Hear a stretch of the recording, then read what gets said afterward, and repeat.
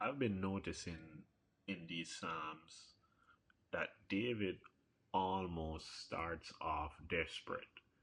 And that's interesting to me because growing up, I was told, hey, don't question God, just trust Him. But then when I open up Psalms 13, David is saying the opposite. He's crying out. He's saying, how long, Lord? Asking them the question, will you forget me forever? How long will you hide your face from me, Lord? And honestly, I've prayed those prayers before.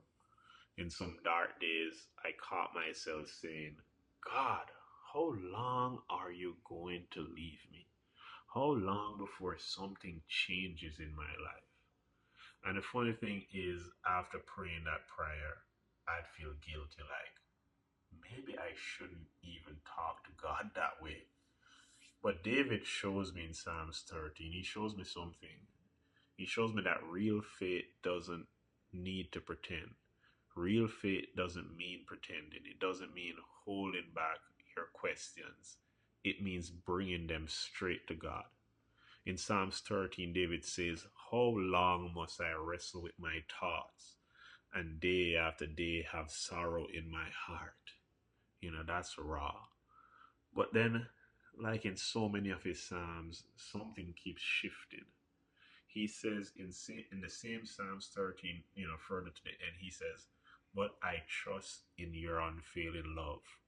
My heart rejoices in your salvation. I will sing the Lord's praises, for he has been good to me. You see that turn right there? He moved from tears to trust, from desperation to confidence. It's like David was thinking about God's love. And once he thought about God's love, it seems like his own outlook changes. And I get that because when I think of the goodness of Jesus and all that he has done for me, something shifts inside of me too.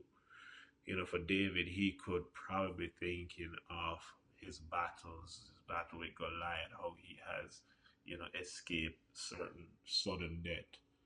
And he has seen how God has brought him through that. But for us, we can look at something even greater than that. We can look at the cross. Because on that cross, it looked like all was lost: pain, shame, rejection. But what the enemy meant for evil, God used that same thing for good. Jesus went to the cross and he carried our sin, he carried our shame, he carried what separates us from God so that we can be brought close to him. That means when I'm asking, how long, Lord? I don't have to wonder if he has forgotten me. The cross already proved his love will never fail. And that frees me today. It frees me because I don't need to have a polished prayer. I don't need to be all articulate about my prayer. I can start off frustrated. I can start off even desperate like David did.